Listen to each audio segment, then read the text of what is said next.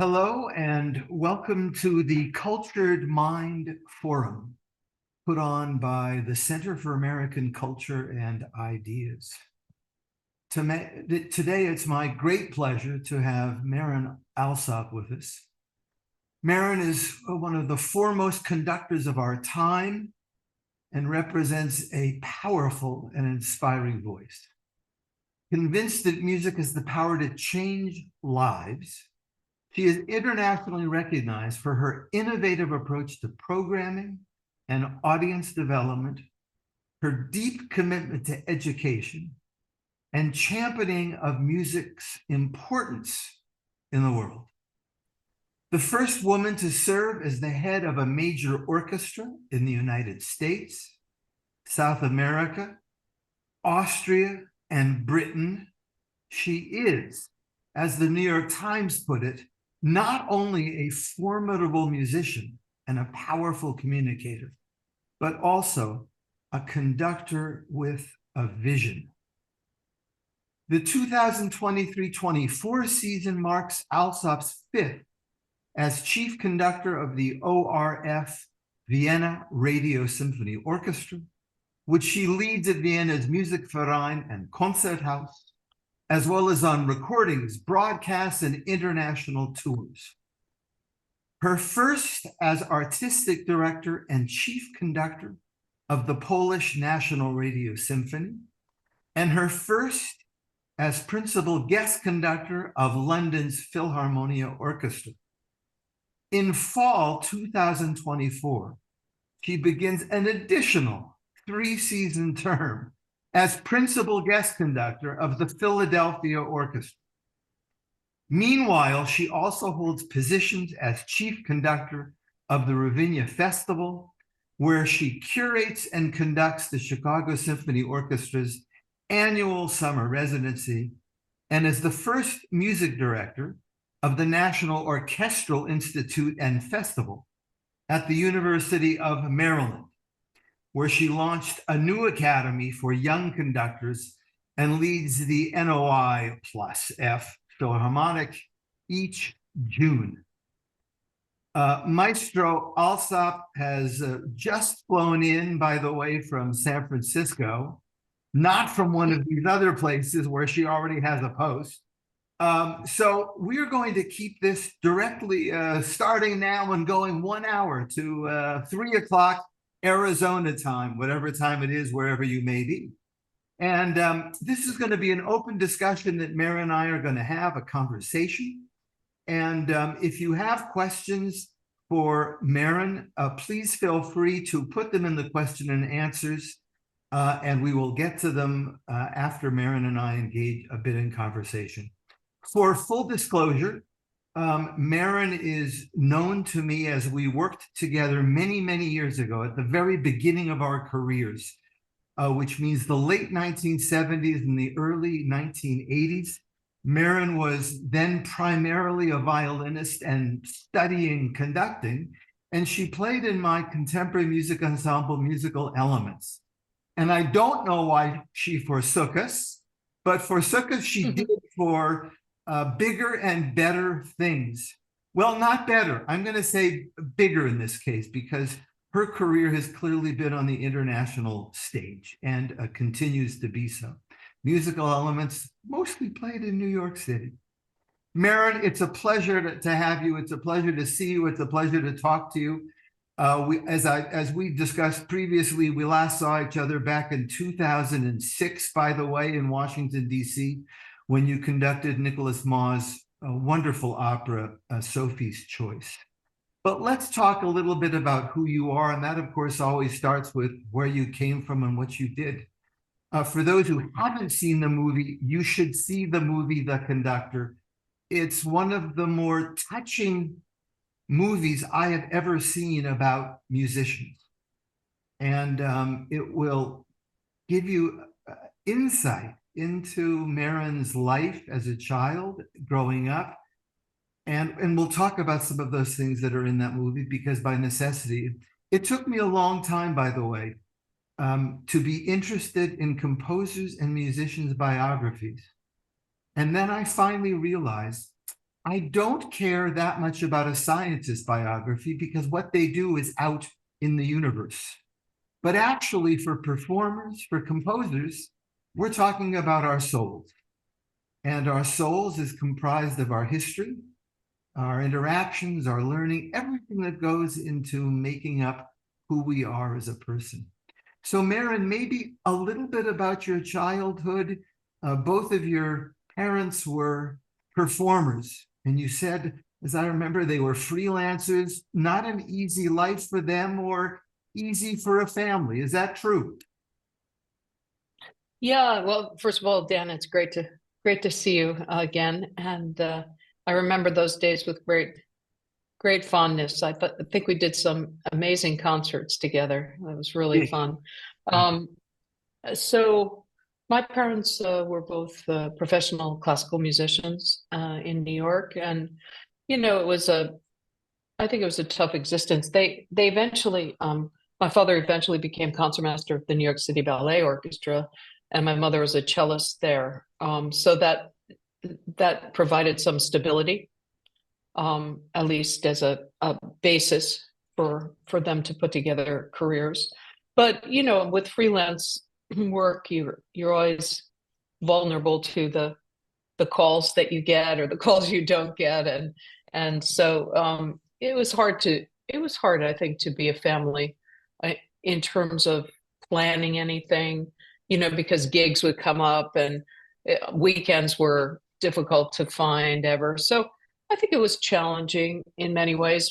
I grew up in New York City until I was about 6, and then um, they put together a little bit of money and bought a tiny little house in Dobbs Ferry, New York.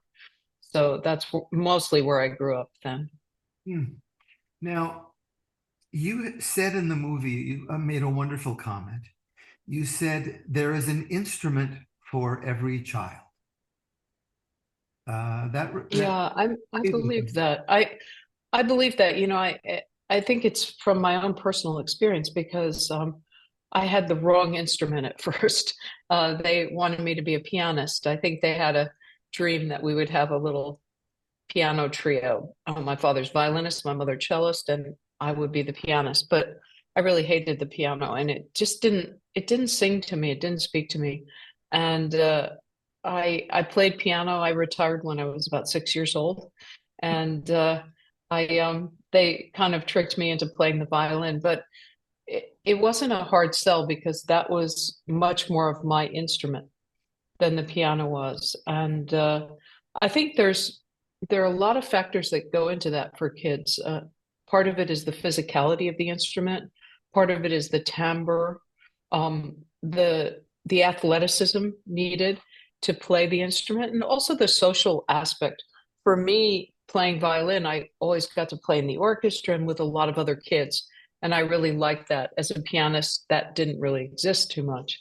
So, when I started a program in Baltimore called Orchids, Orchestra Kids, um, one of the foundational premises is that every child gets an opportunity to pick their own instrument. So we let them play a brass instrument for 6 weeks, a string instrument for 6 weeks, percussion, all woodwind instrument. And then at the end of that time, they get to select which family of instruments they want to be part of. And it's been fascinating to watch over the years because some kids come in and they see these instruments and they immediately gravitate. I'll never forget a young a young kid named Tyrone who came in the room and he made a beeline for the bass. And I thought, what's he doing? Who goes for the bass? Nobody, but he knew that was his instrument, so, and some kids, it takes a lot longer. So I always say for the adults that I run into who say, oh, I wish my mother had forced me to play this instrument, or I wish I had kept at it. I think, I think it's a misnomer. I think the rationale behind it is that it might have not have been the right instrument for you. Mhm, mhm. Did you have trouble practicing as a child or not? Were you ready to Of go? course, if I told you I didn't, I would be massively lying. I think every child has trouble practicing. Mhm. There is, it's the rare child, probably one in a billion that really practices without being nagged. It Mhm. just isn't. I mean, who does their homework without being told? Nobody. I mean, maybe a couple people on the planet, but practicing was a bit of a struggle. But I, by the time I was about 9 years old, I think I was good enough, and I was getting enough um, praise and feedback, positive feedback from my violin teacher. And, I was already enrolled in Juilliard pre-college, that I started taking it on myself. And I wanted to do some sports after school. So I used to get up very early, 4:35, and practice every day. Mhm. And that way I was done. My parents couldn't, they could, but they didn't care to get up that early and hang over me. You know what I mean? And, Right. oh, it's a B flat or whatever. Right, right. Cool. Now, I think you also said that you did have a bit of a crisis in adolescence. And what adolescent doesn't have some kind of a crisis? But Oh, that when I had more than one crisis, I'm sure. okay, but in regards to music and or playing the violin.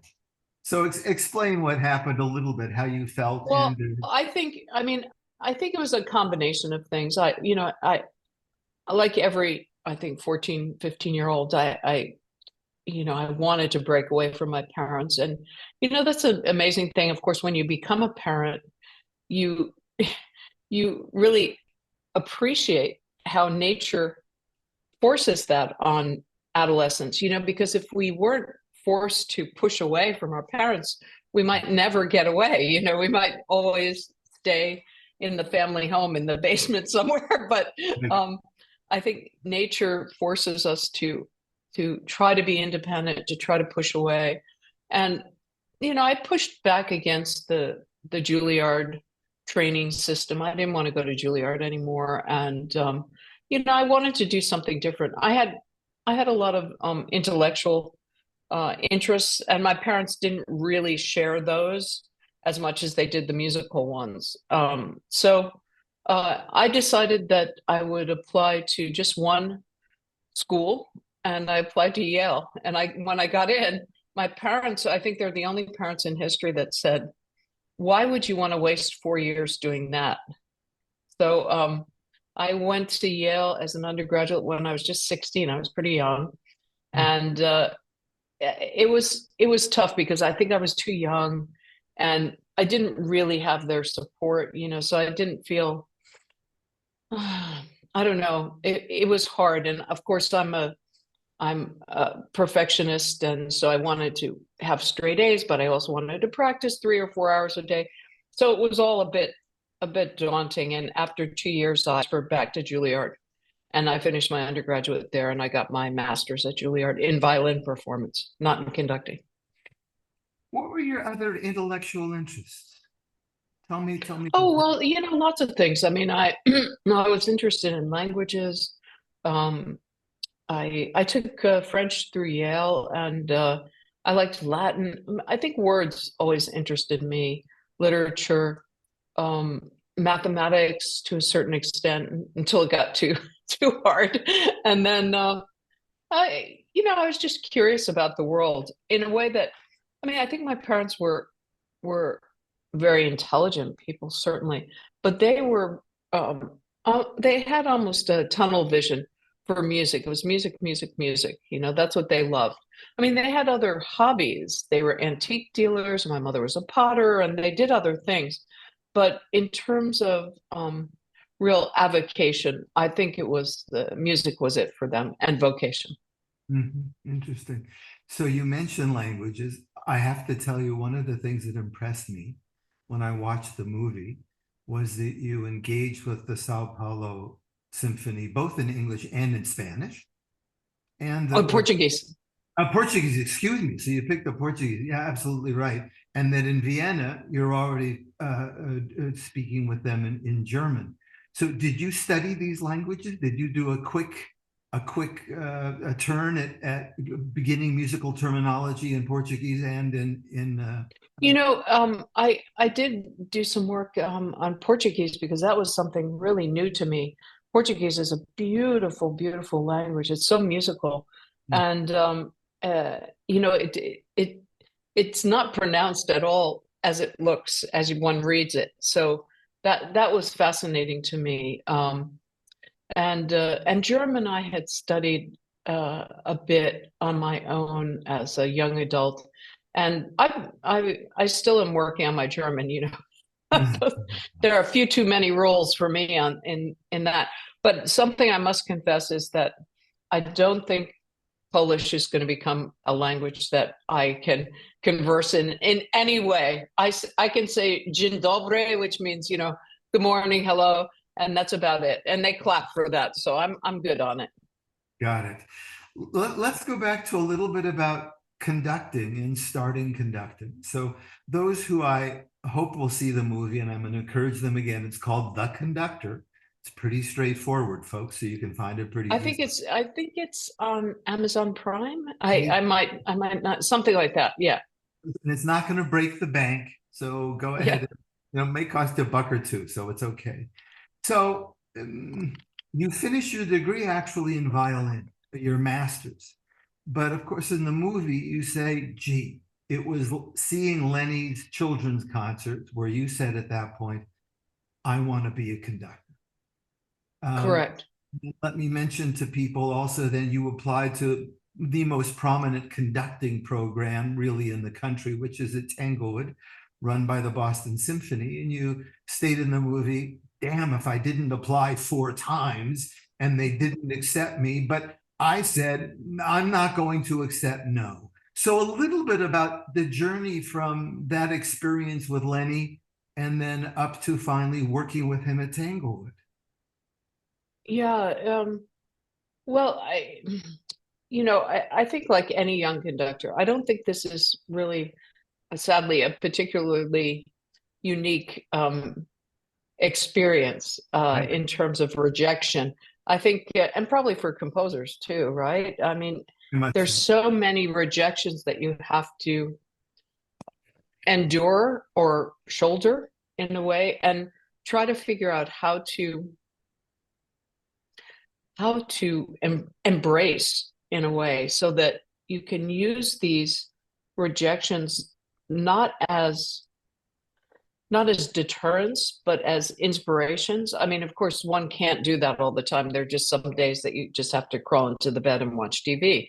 But I think for me, I had so many rejections that I really started to try to use them to figure out how I could be better each time and what I could do to improve my skills. And um, even when I first auditioned for Tanglewood, I knew I wasn't experienced enough. I hadn't really conducted much at all.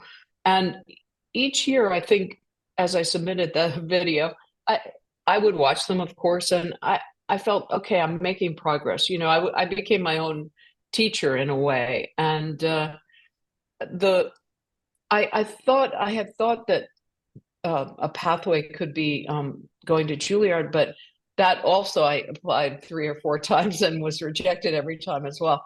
So I decided instead that the best way to become a conductor was to conduct. And it's like studying composition. I mean, there's only so long you can study.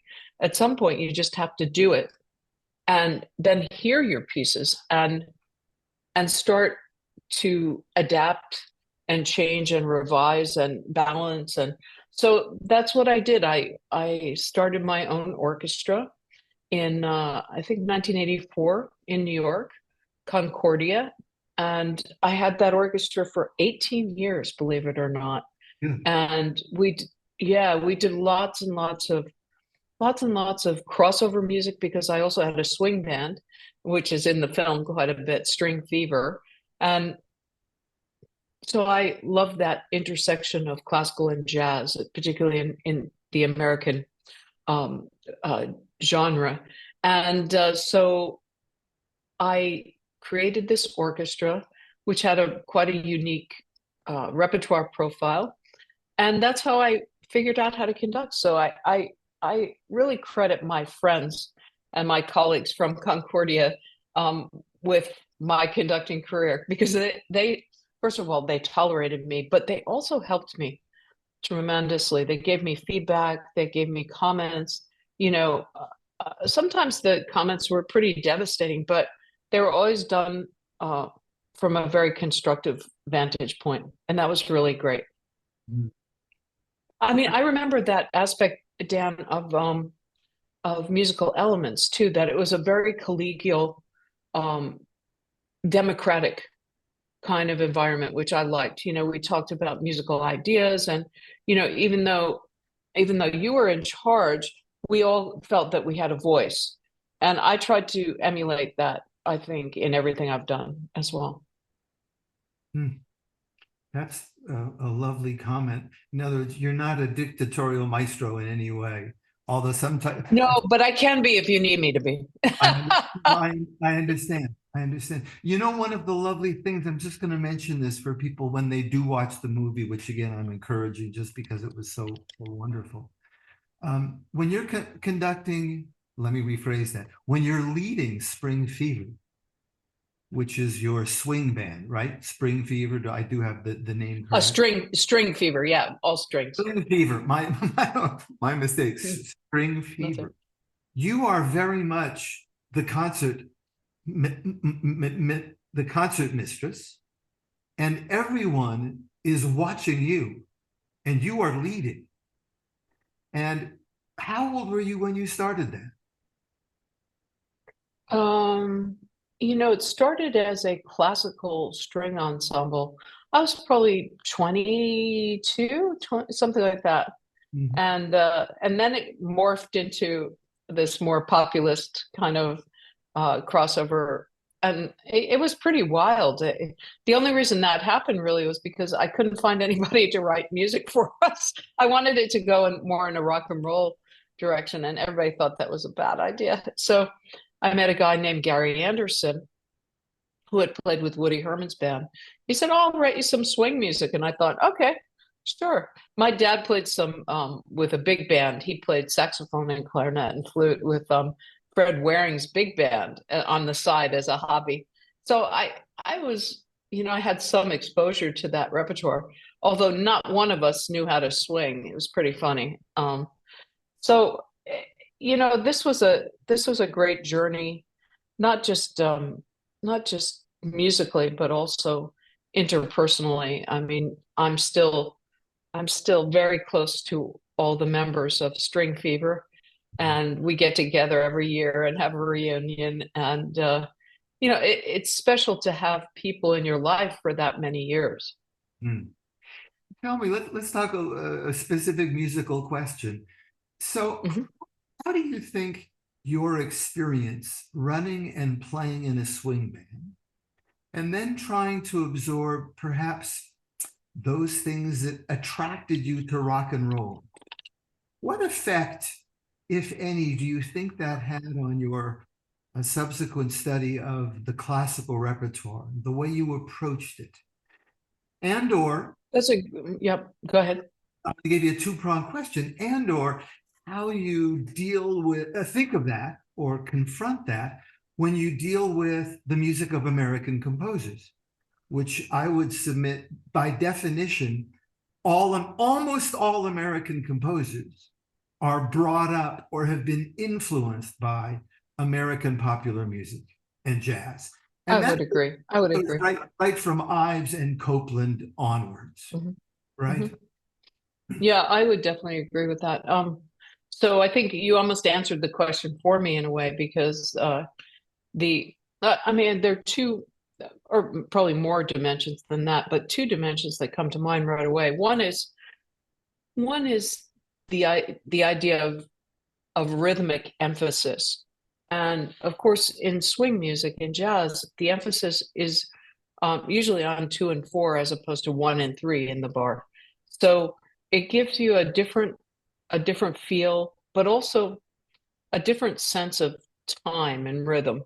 I think it really solidified. I always had good time, but you know, playing, really having to play while listening to drums and bass. It changes the way you perceive of time and rhythm, and it's fantastic experience. But I would say it also led me, and it was a natural evolution for Concordia to go from this crossover material to a more American contemporary music, or maybe combining both. So I gravitated then toward, I did a lot of work with Philip Glass and Steve Reich. I played, and then um, doing music of Chris Rouse. I fell in love with his music, and so I started to really embrace uh, living American composers, and I think it's a direct result of having that um, personal experience with rhythm and drive. Mm, mm. Okay, let's continue with repertoire for a minute, and American repertoire specifically. It happens that this year, a survey, a study was done. None of the top 30 orchestras in the United States are playing a major work by an American. Now, this is um, uh, not an unfrequent occurrence, unfortunately. How do you think we can create not just a sensibility, but a desire and maybe even more? I don't. It's not a requirement. Why aren't more American orchestras giving chances to American composers so that their major works are heard? Harbison has written Well, 5, 6, 7 symphonies. Glass is up to 11 or 12. We've got Menon and William Schumann and Stephen Albert. I mean, these are wonderful composers of the last 50 years. Shulamit Ran, Joan Tower.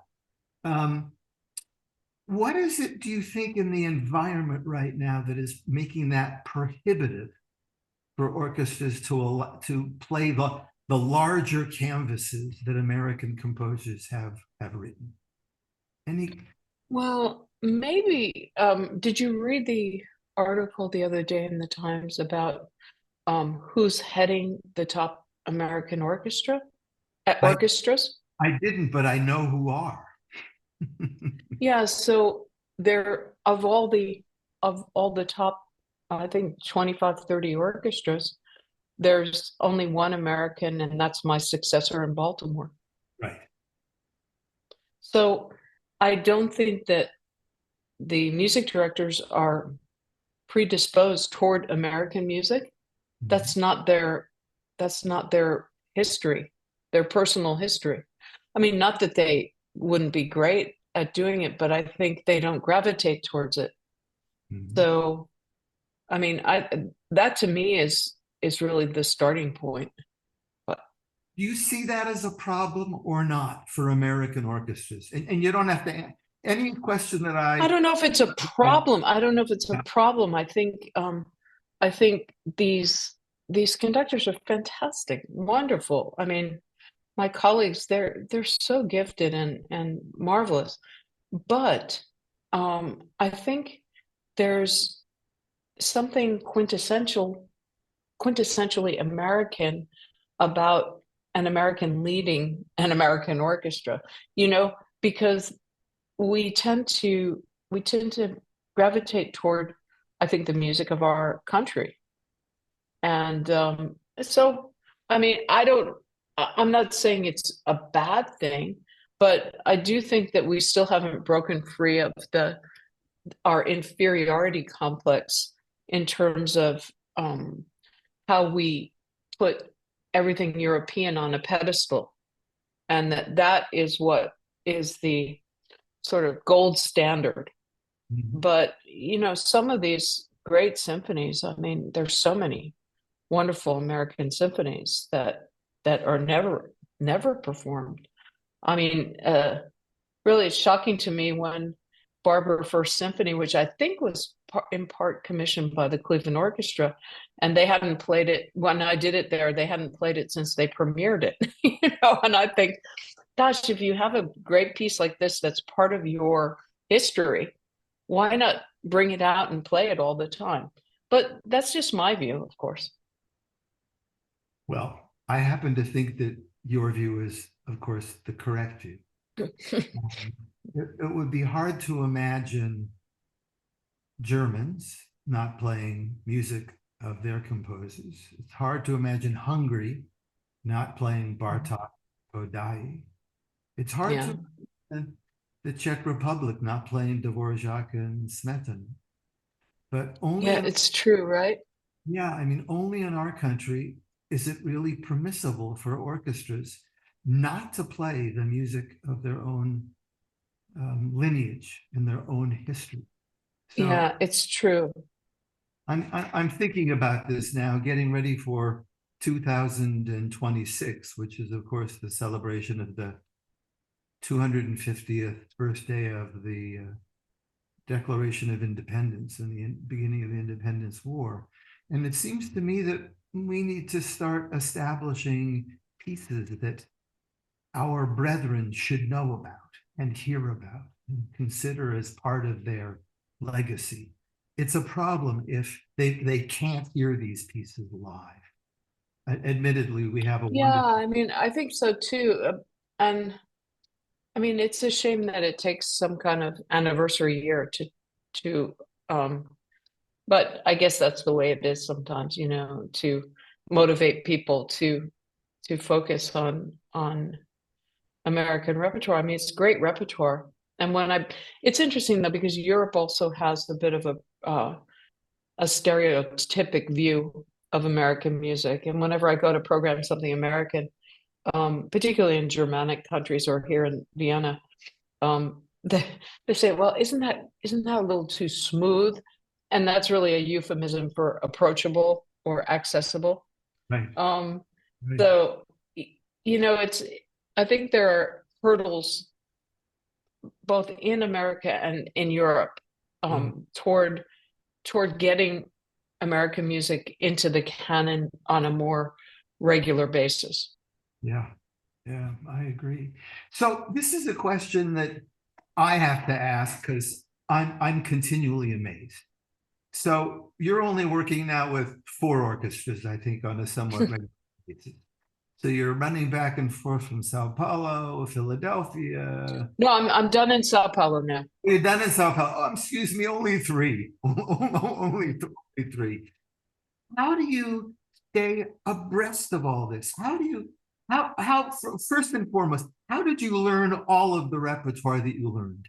Now, clearly you're a sensational musician from the start, and you must have been as a violinist. Did you just gobble pieces down almost whole? Oh no, no, no, no. I think that my students at Peabody and the young conductors I mentor are always asking me this question, like, wow, how do you learn all this repertoire? But I would say that, the more you do it, the more facile and the quicker you become. Yeah. And that's really that's really what it's about. It's about just just constantly learning and doing it. And it comes quicker and quicker as you go. And then, of course, when you start to repeat pieces, you can develop a deeper understanding of the piece, a more multidimensional interpretation, all those kinds of things. So, I think it's a matter of experience. I think it really is important that conductors have experience. I was one of those, oh, who needs experience, because I always thought um, it was it was a way for people to keep all of us young people out of the industry. But I realize now that, these things are really important. It's really important to gain that kind of experience in front of orchestras. Mm, mm. So you and I are talking on a Zoom platform now. We're 8 or 9 Mhm. hours away. technology has done absolutely astonishing things for us. Yeah. So, what has this done, and how does it affect the musical environment and the musical world as you see it? How do we, or look, you're a conductor. When you, and I'm a conductor as well. You're of a different category. But when you walk out on stage, you know that you are in for a particular kind of ride, and that you want to give the audience that kind of ride and that kind of insight and relationship to the music. That seems to me to be at least fraying a little bit as the result of digital technology and all that's available to us now. Now, it's not that this is completely new. I mean, Shutha said back in the 1920s, the gramophone's going to kill music, and it hasn't yet. And people say the audience is getting older, and they've been saying that for about 60 or 70 years. It's always been getting older. But do you see any particular problems now in the new social and digital environment for us as musicians, and you as somebody who loves this musical art form? I mean, that's a hard question to answer, I think, because technology isn't really it's not a replacement in any way. It's an enhancement. It's a tool. And I don't think that we, as classical, quote unquote, classical musicians, yet really understand how to use that tool Mm-hmm. to to our to our greatest benefit.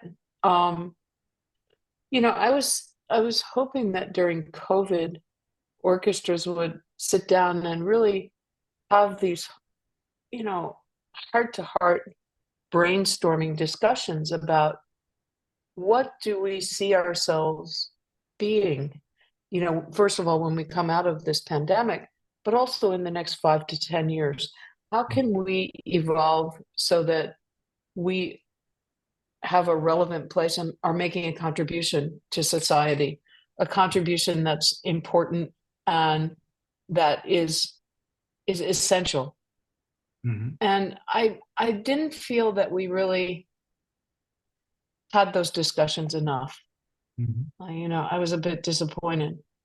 Um, but it's never too late. So perhaps perhaps there's still time to have those discussions, because I think technology can be an incredible tool, and can really enhance the concert experience. I think there are a lot of ways to use virtual reality, to give people much deeper access into being on stage with the orchestra or experiencing rehearsals.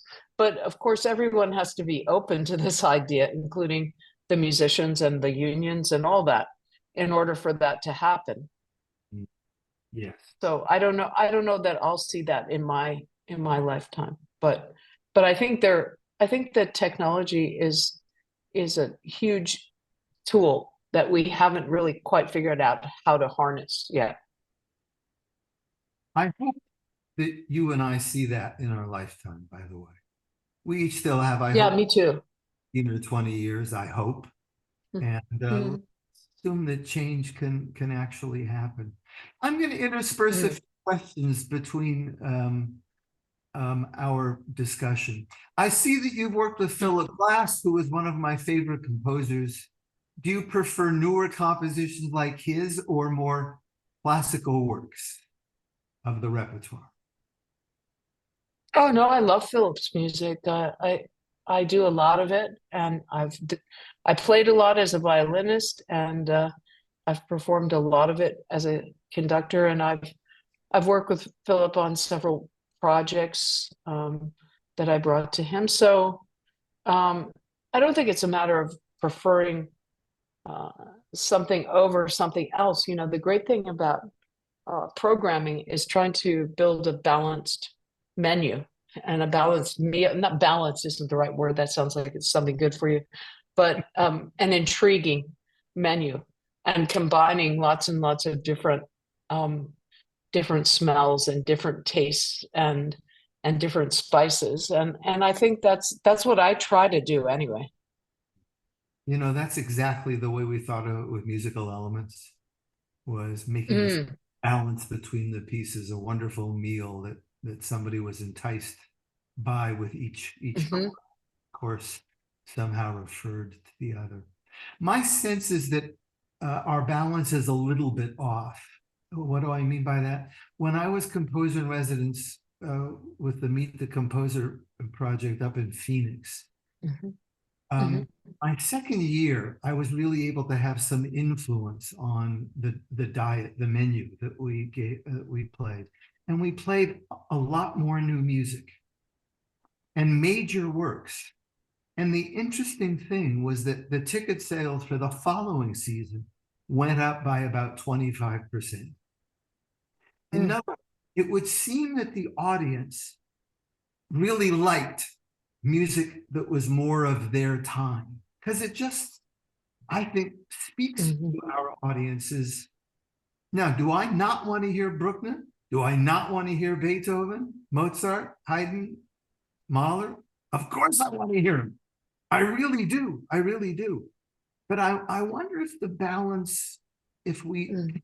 consider shifting it. So that's just a comment. This is a lovely question. For young kids like my 5-year-old, do you recommend a specific music time or generally in showing interest in broad categories of music myself? So it's a constant background thing in her life. What did you do with your son?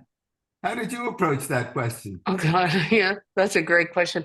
I vowed that, of course, I would never do to my son what my parents did to me, and of course, yeah, I immediately did the same thing to him.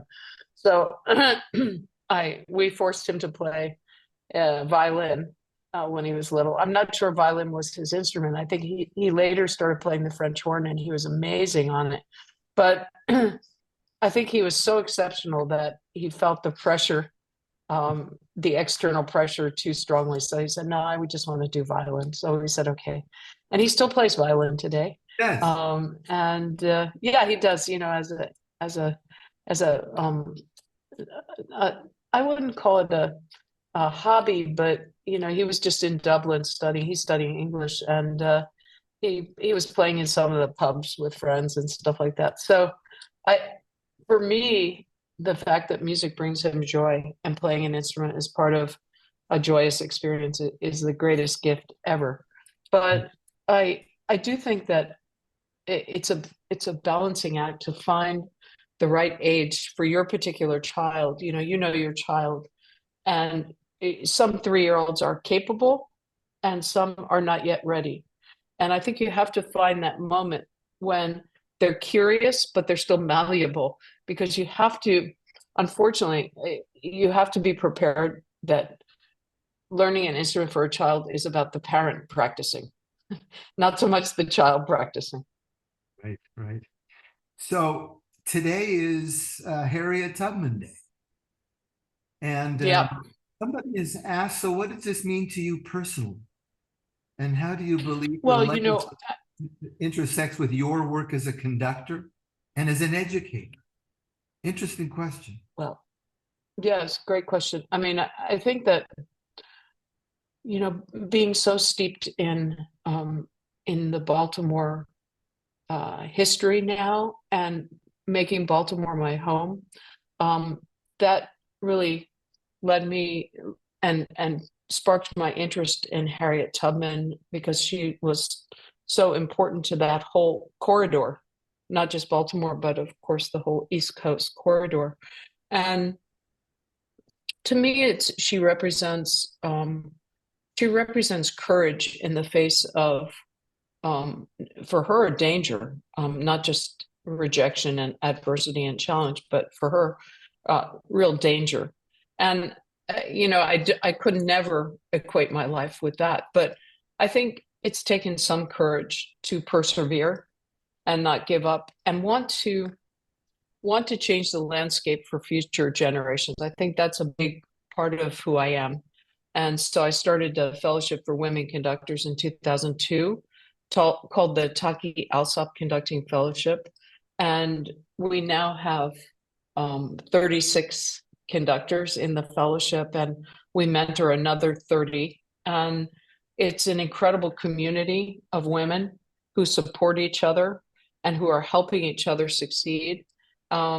So I think the idea of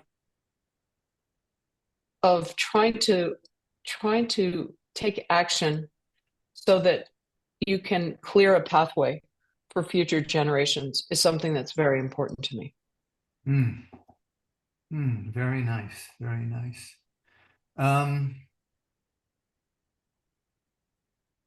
Is there anything else that you would like to say in particular about the movie that you wish you might have said then? No, the film is really it really is my story. I mean, it's not a just a feel good kind of movie. It has a lot of I think um honest disclosure in it. And no, I felt really good about the fact that it is my story. Yeah. So if people are able to see it, that's great. And everybody's always asking me about all these other films about conductors, but I would say I think it's better to just see a film about a real conductor. Yeah, yeah, exactly, exactly. I'm going to ask Joshua Nichols to come on for a moment. Josh, are you there? Joshua? There we go. Here he is. I'm here. Thank you, Joshua, for coming on. I need to absent myself just for a minute. Joshua, I'd like you to ask Marin any question that you might have, and I'll be back momentarily. Thank you. Sure. Okay. What's your instrument, Joshua? So What do I'm you an play? organist and a pianist. And my first Okay. exposure to your conducting was when you did the BBC proms with John Adams' fast ride on a short ride on a fast machine. And that was one of the most exhilarating performances I think I've ever seen. And you were just you were dynamite and electric. It was so contagious from the room. And I think if I had not seen that performance, even though it was a broadcast and it was played separately, I don't know if I would have taken to that piece. So maybe you can That's nice. make a comment about how important it is to be witness to these sorts of things. I'm also reminded of. Well, that's really my thank you things. for that compliment. Mhm. That's really my my responsibility is to the composer is to be the messenger for the composer and bring their music to life in a way that is compelling for the listener. I mean, that's the goal, and that's the raison d'être for being a conductor. It's interesting because that piece in particular is right up my alley because it's all about rhythmic drive, and it's more like a pop tune than a classical piece because it's 4 minutes long. Length and architecture and all those kinds of things. And of course, I think that's one of the first pieces by John Adams that I got to know. And I started doing lots and lots of his music, and I recorded his Nixon in China. And I'm about to make my Metropolitan Opera debut conducting his oratorio, El Nino, which is going to be fully staged. So this is, he's a very dear friend, but also just an important composer for me. So I think I even felt that then, which this was quite a few years ago when I did that performance. And every time I program that piece, first of all, it's hard for the orchestra. I mean, you can't imagine how much time you need to rehearse a 4-minute piece. It's really tricky. But I think when new music is challenging but worth it, it feels very rewarding. So that's what I love about that piece. And but I love John's music. Allow me to follow up then. How is it that you prepare for a new piece of music? What are some of those steps? Well, it depends. It really depends. I mean, if it's a brand new piece, there's not, I can only look at the score and study it and try to figure out a few things maybe at the piano. But, one of the great advantages we were talking about technology is that today, often I can ask a composer to generate a MIDI file, a computerized audio. And while composers really, I think they loathe doing that because it doesn't sound anything like what they want. For conductors, it's very helpful as a guide. And I have a good imagination, so you don't have to worry that I'm going to think that's what your piece is going to sound like. I always tell the composers. So I think technology is a great tool in terms of that, of course. And but I've done so many. I think I've done over 200 world premieres in my career so far.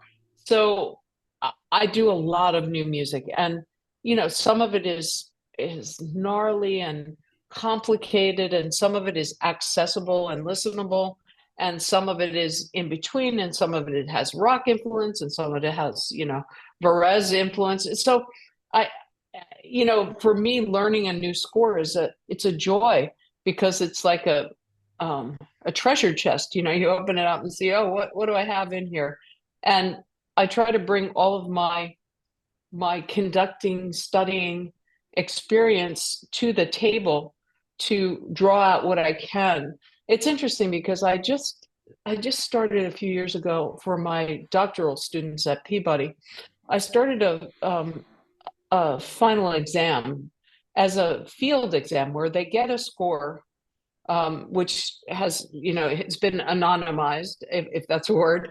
And they have 24 hours to learn the score, to compile a point of view and a perspective, to give a talk about the piece, to rehearse it and perform it.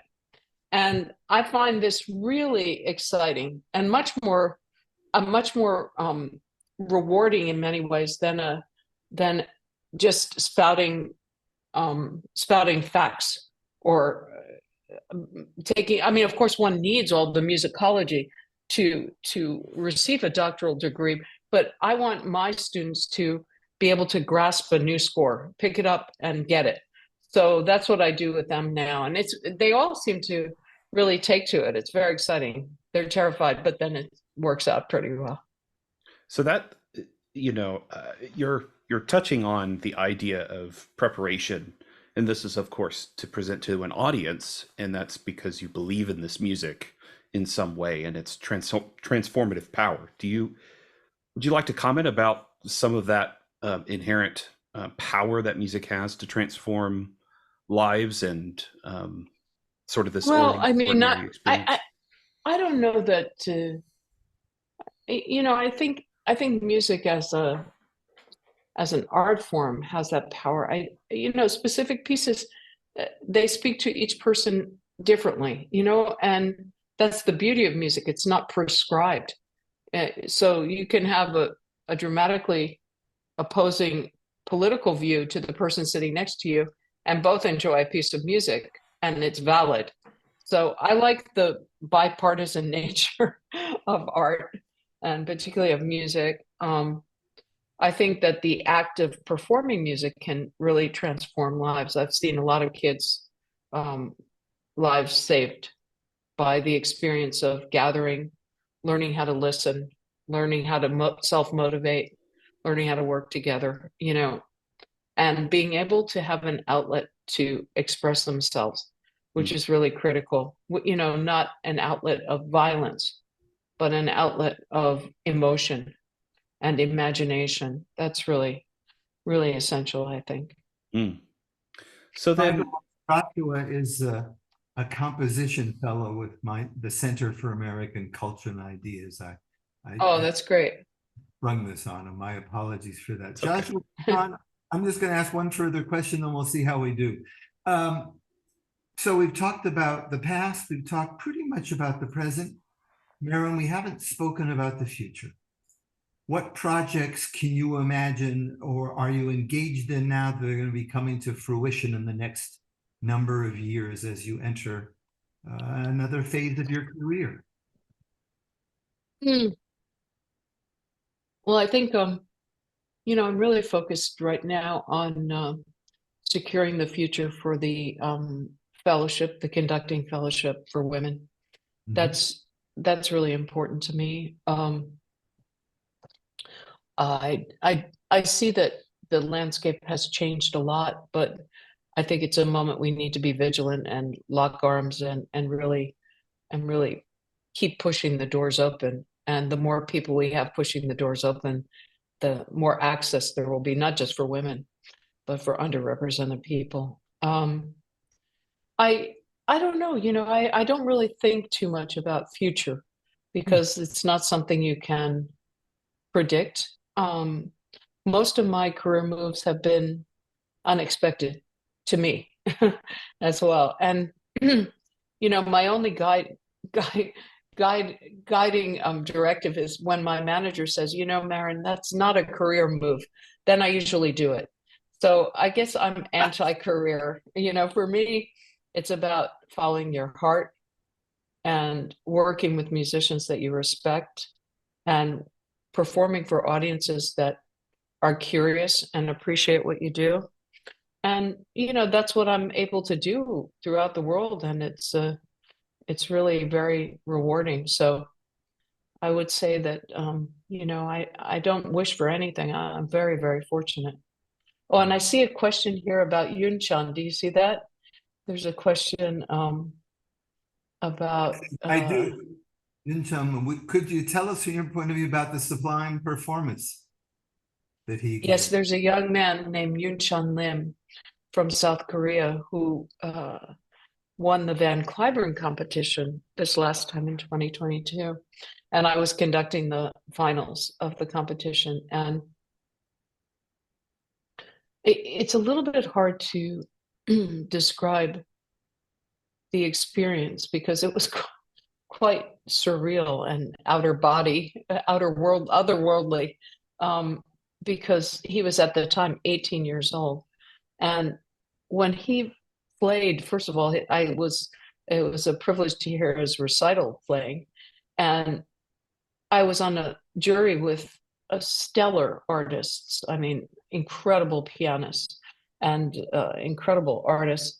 And I think everybody's jaw was just on the floor. The policy is not to discuss, but I could just see everybody was like, oh my gosh, where did this kid come from? And I think this question is very astute because the person posing the question doesn't ask about his phenomenal Rock 3, which was, all the bells and whistles, but about his sublime Beethoven piano concerto, which really was, it was poetry. And that's all you can say. He's, I think, I would venture to say that he's going to be remembered as one of the great pianists of the 21st century. Hmm. There's a wonderful critic whose name I won't mention just because I won't, who says he can't believe the recitals he goes to in Carnegie Hall. He says every year there's a young 20-something or a young teen who's playing just knocks him off of his chair. He says, we certainly do not have to worry about there being a dearth of performers to continue the 21st century. Yeah, and sometimes they're even more gifted than the ones before. So Exactly. it's a great joy, isn't it? It is. So I'm going to say just one word in closing, or a couple of words. It's been delightful speaking with you and reconnecting. Thank you. The second thing, I tried very much not to bring up Leonard Bernstein, because you are your own woman and you are your own conductor. But I want to say something that to you that is from my heart. One thing that Lenny always did, it seemed to me, was open his heart to everybody in almost every situation. You felt he was speaking directly to you. That's the kind of guy he was. And it didn't matter whether you're the start of your career, the end of your career, the middle of your career, he was talking directly to you. I'm sorry that I didn't have direct experience with him, but I appreciate the fact that you have opened your heart to me and to all of those who have engaged with you on this talk. So I thank you for that. Oh, my pleasure. And it's nice to see you. Thanks for having me. I hope you go from success to success, but I'm not worried about that. You will. Take care and Thank you. All right. Good night. Good night. Take care. Bye-bye.